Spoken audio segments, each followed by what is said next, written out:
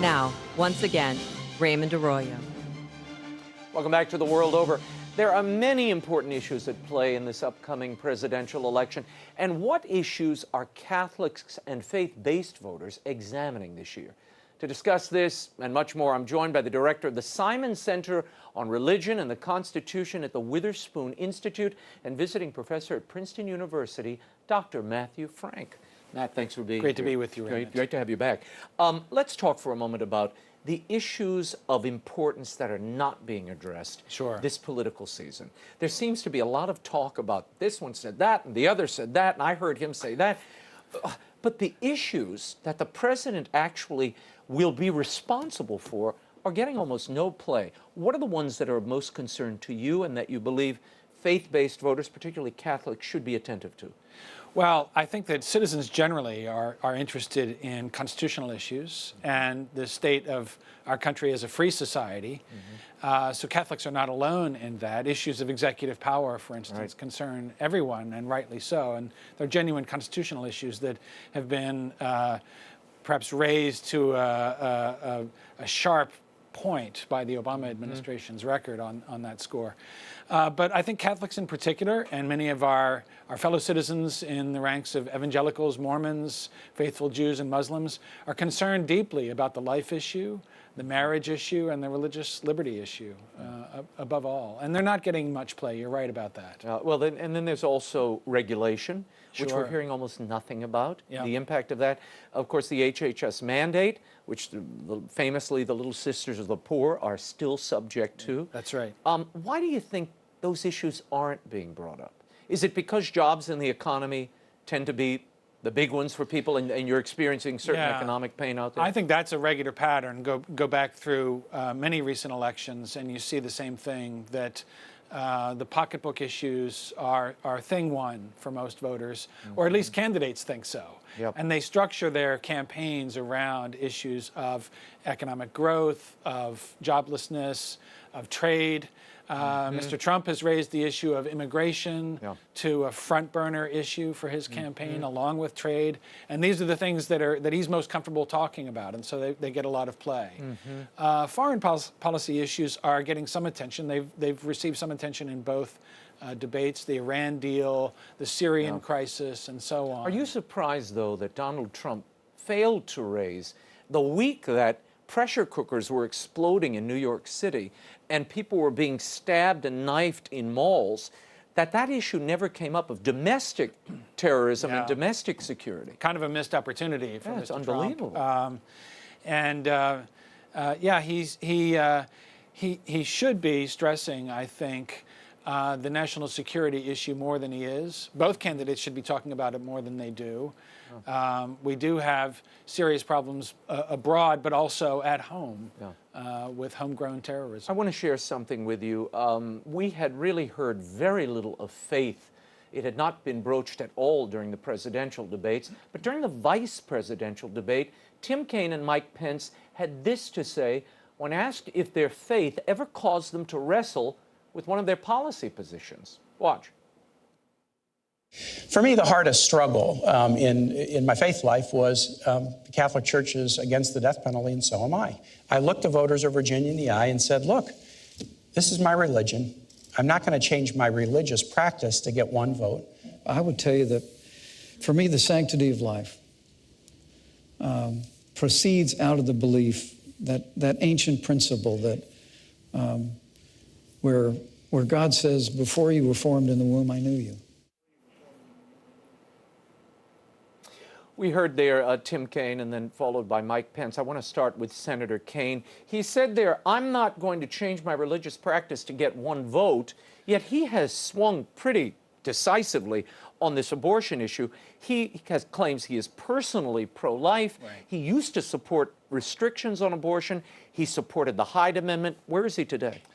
I think that Senator Kaine has become a pro-abortion extremist, exactly in the same groove that Hillary Clinton has occupied for years. He now opposes the Hyde Amendment, which he used to support. He now... And the Hyde Amendment forbids federal funding of abortion. Right, and which let's let people process that. That means that under a Clinton-Kaine administration, the stated policy of that administration would be that the Congress of the United States should spend taxpayer money to fund abortions. That's what the great Henry Hyde, introducing his amendment 40 years ago, stopped, and that policy has continued really with a bipartisan consensus for many years, and the Clinton-Kaine team would shatter that consensus. Now, this is not a man who will not change his view to get a vote. It seems that he's doing exactly that. He cites the example of capital punishment, where he claims that the church helped shape his view on that. He's not exactly letting the church shape his view on abortion. Let's talk about that for a moment, because we'll come back to Mike Pence. We often hear this, in fact, I see a lot of writing about this, even in Catholic circles, where they almost try to trade one issue for the other. So, you know, I'm opposed to the death penalty, but I support abortion, so I'm okay. Is that a illicit way to look at elections and your voting habits? No, it's really not. And in point of fact, the abortion issue is clearly a non-negotiable, whereas the Catholic Church has yet to say anything unequivocally opposed to the death penalty in all circumstances. It remains a policy issue where some discretion for public authority remains an open question. Right.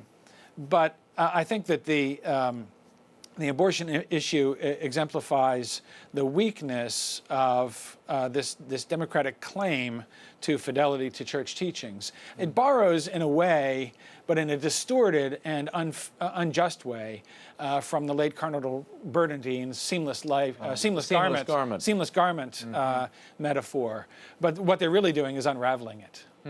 Let's talk for a moment about what we heard from Mike Pence. A lot of pro-lifers, a lot of Catholics looked in on that bit of the debate and were heartened because really for the first time they heard a full-throated defense of these life issues that are dear to many of them and may provide a decisive voting bloc that Donald Trump needs to win this election. What do you make? Donald Trump does need social conservatives, pro-lifers in particular. His own record on this is mixed at best. Well, he wasn't a public figure either. He wasn't kind of a freelancing businessman. Yeah. You know, but Mike Pence is a pro-lifer of long-standing. His credibility, his integrity is pretty unquestioned on this, and he spoke strongly about it in the debate in a very heartening way. What do you make of this Trump letter that was released today to Catholic leaders saying, I'm going to fight for you, I'll be pro-life, and I'll defend your religious liberty, I'm with you? It's very encouraging, but I have to say that Mr. Trump needs to put letters out like this because he does have some character issues to get over, some integrity and trust issues with voters. And so he's making promises, or rather, the promises are being written for him over his signature. How much he's responsible for them, how much he can be trusted to keep them. Voters have their doubts, and I can't say that they're wrong to have them. Well, it's in the party platform as well. It is in the Hyde party Amendment platform. and oh yes, absolutely. All of this remains there. Yeah. Where does this put us as far as you look at the landscape? This is your business. This is what you do every day. First of all, I'll bet you've never, like the rest of us, never seen an election season quite like this or candidates like this. But given that, where do you see the Catholic vote going in this election? It usually is the decisive swing vote. Right. Some say the Catholic vote doesn't exist anymore because it moves where everybody else moves. Your thoughts? My thought is that we have to be careful what we mean by the Catholic vote, because pollsters will identify people as Catholic on the basis of a self-identification that in many cases is a cultural Catholicism of people who were baptized in the church, perhaps went all the way through confirmation, but are not terribly faithful Mass-going Catholics today, or firm adherents to the teachings of the magisterium and the social doctrine of the church. So Catholics split on these things. If the pollsters dig down deeper and are able to distinguish the faithful Mass-goers from the nominal Catholics, you find that the partisan division and the ideological division shows up as well. So the more you go to Mass, the more inclined you are to be a conservative, and the more likely you are to vote Republican. The less you go to Mass, the more inclined you are to be a liberal, and the more inclined you are to vote Democratic. So it is difficult to talk about the Catholic vote. Faithful Catholics, I think, are an important part of the conservative coalition that has supported Republicans for 36 years now. And I think most of them will come home to the party in November. But again, as I said, because Trump is such a chaos candidate in many ways and comes from a background of political inexperience but wide public knowledge of who he is, knowledge that in many people's minds actually sows doubts rather than trust. He has some hurdles to get over to bring those voters home to him in November. What do you make of the church leadership on this? Whenever anybody says, I can't understand why voters are going the way they're going, I often say, wait a minute, what are you blaming them for? Yeah. You have to look at a whole trajectory over decades of Catholic teaching and leadership that has shied away from wanting to be too political or to get involved and in the trenches on the issues. Now, we've heard a very few bishops, very few, come out and sort of clearly delineate what church teaching is and what the requirements of a Catholic voter are. We had Archbishop Aquila in Denver this week say, life is the preeminent issue. You must vote on this. You cannot support anyone who supports abortion and is opposed to life, supports euthanasia, all of that. Does that bring any clarity to Catholic voters as they go into the booth, or is it too little too late? Well, I think more would help.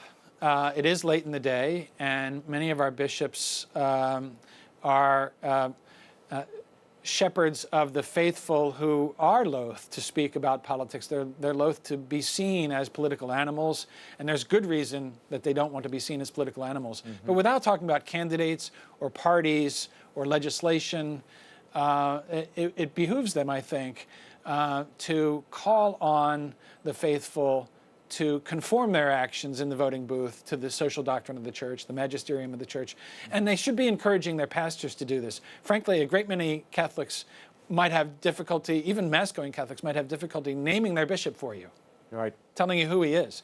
Much less would they perhaps be aware of something he said in a diocesan newspaper or an online publication. They need to hear this from their pastors.